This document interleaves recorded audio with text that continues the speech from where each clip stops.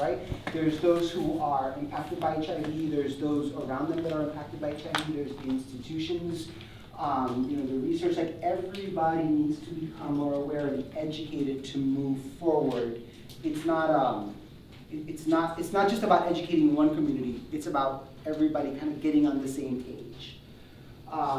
The thing in terms of the types of initiatives that have already existed, HIV testing and provider education, so educating the providers as well, partnerships with researchers, and then the discussion kind of led to, sort of lessons that we've learned from PrEP so far, and how we might be able to take those lessons on how to be able to, for better or worse, to be able to move forward with these new innovations, and talk about what we can get out.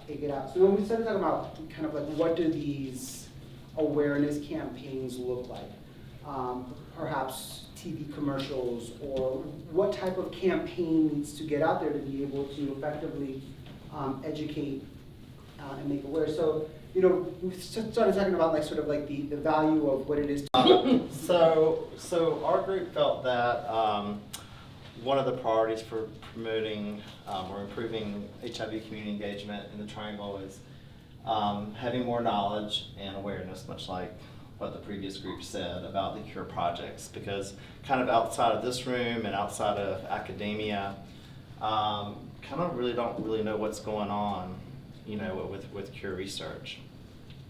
And the other thing is to get to know the communities a little bit better, outside of just the data and the numbers. We see all these statistics of things, but we really don't know what's kind of going on the community level. So maybe getting more into the trenches and understanding our community a little bit better.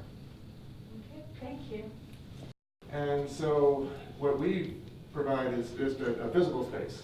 We don't have programs of ourselves, but we provide a space for existing programs to come, and including HIV testing. Right now we have HIV testing once a month, and we just recently conducted a big community assessment survey, and going through all the data right now, and in the near future we'll have additional programs. But right now, as mentioned earlier, being LGBTQ in general and HIV positive in particular can be. But I'm sort of struck by two things, which I think are like an open question to address.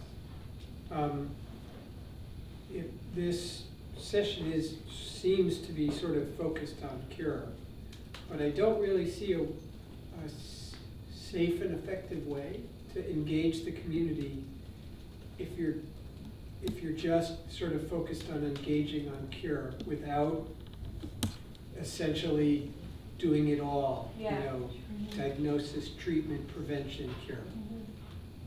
And I see sort of risks of focusing on just one aspect. Yeah.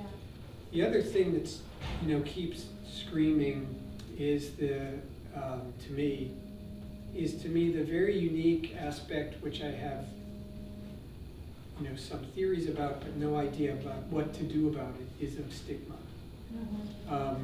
It runs through every aspect of all of this and is, in a way, extremely unique to HIV. You can even have syphilis, and it's not, it's not the same. You can certainly have diabetes or cancer, and it's not the same. And I have no real idea of how to deal with that, but it seems like if you're going to engage the community in any sort of effective way, that's the number one thing on the table. So do we agree that that's a priority that we should focus on? So as we were talking throughout the morning, I've been thinking a lot also about hepatitis C. And I do agree with what Dr. Margolis is saying, that historically, even for HIV, but there's no cure for HIV yet, there's the group that tests, there's the group that's working on research for hep C, then there's the physicians that can treat for hep C. But I don't think there's any one organization that does the whole thing together. And this is strictly anecdotal. I think for some of the people that have been treated for hep C and have cleared hep C, there is some data to show that they're being reinfected. Yeah. So I think that's to the point where he's going to, that, you know, are people gonna think, oh, great, now I can be cured and life goes on as normal? Well, no, we need to bring it all the way back to the education and prevention, because then we're just gonna be retreating the same people that were already treated and now reinfected. So I actually never thought about it that way, that, you know, it'd be good to have it all in one. It's just historically, at least in HIV, it's always been separate. It's very odd to see an organization that does do testing and treatment, and even education for that fact. It's usually very, at least in the Durham area, it's very separated who does what. So that means you're hitting different people, right? You're not getting that one.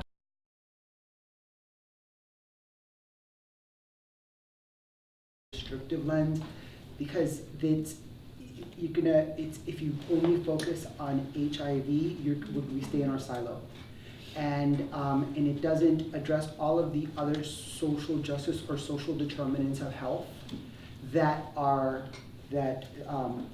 lead to risk or not staying in care, or all of those things all of the challenges that we deal with.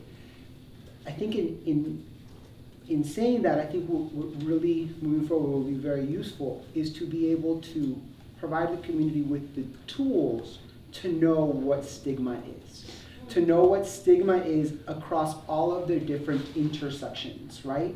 And I'll give you an example. I'm driving through here and I see a sign, I'm trying to park, and it says no parking here from 6 to 5 p.m. Unless it's this, unless it's that. Like, to me, what that tells me is you're not from around here, or else you'd have a parking decal, right? Okay. That's a form of stigma, right? It's a barrier that is created between you and in this community that's right here. Now, that is not HIV stigma, but because I am aware that that is, I can call it out. I can tell you right here, that's what stigma looks like.